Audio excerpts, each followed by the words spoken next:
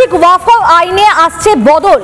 ঐতিহাসিক ওয়াকফ আইনে আসছে বদল। কি বদল? না কেন্দ্রের সম্মতি নয়া ওয়াকফ আইনে সেখানে যে কোনো জমিকে ওয়াকফ বলা যাবে না। বিস্তারিত আমরা জানবো এই মুহূর্তে আমাদের সিনিয়র এইটা ময়ূক রঞ্জন ঘোষ আমাদের সঙ্গে রয়েছেন। ময়ূক, এই সম্বন্ধে আরো বিস্তারিত জানতে চাইবো তোমার কাছ থেকে।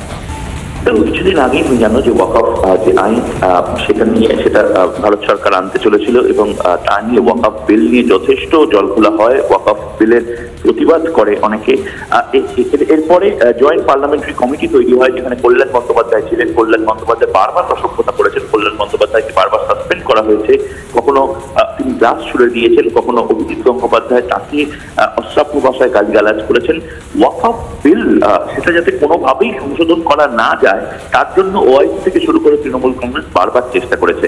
কিন্তু ওয়াকফ আইন বা ওয়াকফ বিলের সংশোধনীটা প্রয়োজনীয়। তার কারণ যে কোনো জায়গায় এই মুহূর্তে তুমি যেখানে বসে রয়েছে, অর্থাৎ যে স্টুডিও, সেটা যদি গোষ্ঠী বলে দেয় যে এটি ওয়াকফ প্রপার্টি, তাহলে সেটিও ওয়াকফের আন্ডারে চলে যাবে। এরকম ভয়ঙ্কর কিছু সংস্থান ছিল যেগুলোকে পরিবর্তন করা হচ্ছে এবং সেটা বৈপ্লবিক পরিবর্তন, এবং সেটা কিছুদিনের মধ্যেই হতে চলেছে, এটা বাস্তব হতে চলেছে।